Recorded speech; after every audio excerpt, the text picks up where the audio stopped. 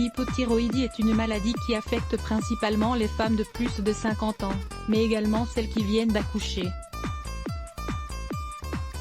Elle se caractérise par des symptômes qui affectent de manière importante la qualité de vie, et l'apparence physique de ceux qui en souffrent. Dans cet article, nous allons vous expliquer comment les algues peuvent vous aider à combattre l'hypothyroïdie, grâce à leur teneur en iode et en d'autres minéraux. Nous allons également vous donner des conseils pour que vous puissiez les cuisiner facilement, tout en prenant du plaisir.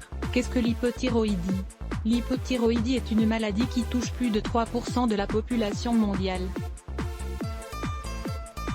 Les personnes qui souffrent de cette maladie connaissent une chute de leur production d'hormones thyroïdiennes. Les symptômes les plus communs de l'hypothyroïdie sont les suivants: de la fatigue et de l'épuisement, faiblesse musculaire, sensation de froid, prise ou une perte de poids sans cause apparente, une dépression, l'apparition d'un double menton chez des personnes minces, une chute de cheveux importante, un teint pâle ou jaune du visage, de la rétention d'eau, une peau très sèche, une chute des poils constituant les sourcils. Quelles sont les causes de l'hypothyroïdie ?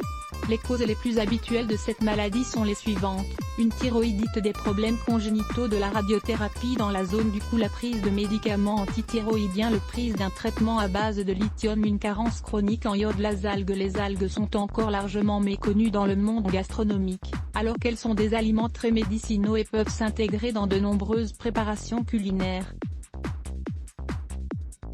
La majorité des personnes qui n'en consomment pas de manière régulière reconnaissent qu'elles ne savent pas du tout comment les préparer. Cependant, le fait d'ajouter des algues dans vos plats peut être bien plus simple qu'il n'y paraît, et peut donner une touche originale à vos recettes du quotidien. Grâce à la cuisine japonaise, les algues font peu à peu leur apparition dans notre gastronomie.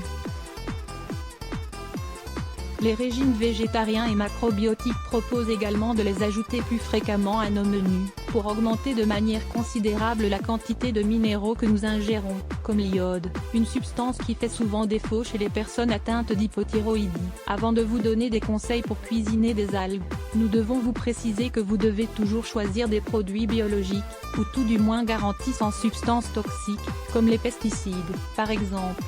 Découvrez cet article, acidité gastrique, cet remède naturel. Comment utiliser les algues dans votre quotidien? Chaque algue a des différentes techniques de préparation, en fonction de ses caractéristiques. Les plus fines n'ont besoin que d'être mises à tremper quelques minutes dans de l'eau, alors que les plus épaisses doivent être cuites entre 30 et 40 minutes. Nous allons vous donner quelques suggestions de préparation. L'algue nori, cette algue est utilisée sous forme de lamelles très fines pour préparer les makis. Vous n'avez qu'à les humidifier, puis à les utiliser pour enrouler le riz et les ingrédients de votre choix. L'algue kombu, ajouter un morceau de kombu dans vos ragoûts de légumes peut les rendre plus doux et plus faciles à digérer. L'algue wakame, si vous ajoutez un peu de wakame durant la cuisson d'un velouté de légumes, vous lui apporterez une grande touche de douceur. Vous pouvez même remplacer la pomme de terre ou le fromage par cette algue bienfaisante. Les spaghettis de mer, elles sont idéales pour accompagner les plats de pâtes ou de riz. L'algue dulse, elle n'a pas besoin de cuisson, et peut être ajoutée dans des soupes rapides, dans des sauces, des vinaigrettes ou des salades. D'un autre côté, il existe des algues bienfaisantes que nous vous recommandons de consommer sous la forme de suppléments. N'oubliez pas d'en prendre sous la supervision d'un professionnel de santé. Le sel aux algues. Une autre option pour consommer des algues quotidiennement consiste à se préparer un excellent sel aux algues, qui donnera une saveur incomparable à tous vos plats. Pour l'élaborer, vous n'avez qu'à moudre du sel marin avec les algues de votre choix, à bien les mélanger, et à les conserver dans un récipient en verre à fermeture hermétique. Vous pouvez également utiliser des plantes aromatiques. Le sel agira comme un excellent conservateur. Vous pouvez utiliser ce sel comme vous en avez l'habitude avec sa version classique, en l'ajoutant durant la cuisson de vos soupes, de vos ragoûts, etc. Nous vous suggérons d'élaborer ce sel avec de l'algue kelp, qui est très riche en iode, et qui est très utilisé dans la préparation des sels qui se vendent en boutique diététique. Les aliments que vous devez éviter. Lisez également, apprenez à boire de l'eau correctement et améliorez votre santé parallèlement à votre consommation d'algues. Vous devez éviter, ou limiter, la consommation d'aliments qui ne sont pas sains pour les personnes qui souffrent d'hypothyroïdie, car ils altèrent l'absorption d'iode par l'organisme.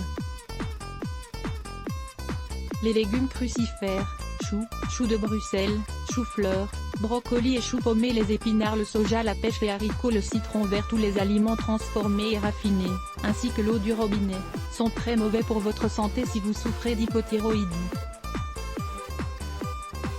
Essayez donc de choisir plutôt de l'eau de source, ou de l'eau minérale. Combattre l'hypothyroïdie de 3 manières simples. Combattre l'hypothyroïdie peut s'avérer difficile. En effet, c'est une maladie complexe, qui nécessite beaucoup d'efforts. Lire plus Let's Block ADS. Why?